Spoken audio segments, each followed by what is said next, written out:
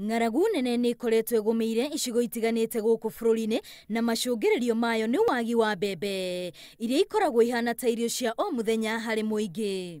Thĩna ũracacire rĩrĩa mũtu ũratuĩkire ta thahabu nĩ thogora ona kwaga. Nĩ mũgũu no ndũroneka. Wagi ũcio kũringana na mũtongoria wa mũng'ethanĩro Raila Odinga ũrehetwo nĩ andũ amwe nĩguo metongie kuona thirikari nĩ yahetwo mũkana wa bũrũri kũgũmĩrwo nĩ ng'aragu. The man-made hunger is spreading.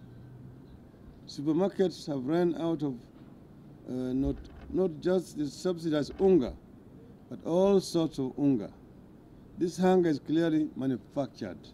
Odinga rĩu arauga atĩ thirikari nĩ yahĩtĩirie mũingĩ. This has been a deliberate deception by the government with the intention of assisting famine brokers that make a killing from the drought situation. Odinga ena kĩhonia na arenda President Kenyatta maranĩrie na mũrunawe kuma Ethiopia nĩguo wenderie Kenya mbembe handũ ha kũgũra kuma Mexico. He continuously lobbied Ethiopia for their support against the charges he faced. Why is he finding it inconveniencing to go to Ethiopia and lobby them for the sake of the hungry Kenyans?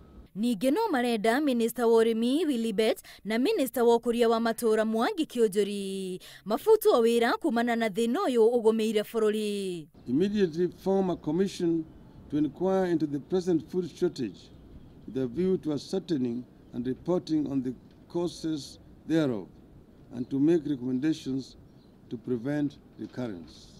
Ica ikuhĩ thirikari nĩ ĩrĩga kũnyitanĩra na thĩ ya mũtu na mũtu wa thogora mũrũmbũiye ũkĩrutwo ona gũtuĩka andũ aingĩ matirawona matuka-inĩ nĩ ũndũ wa itũmi itiganĩte. Ngĩribotera Inooro TV rĩtwa rĩakwa nĩ Wambui wa Macharia.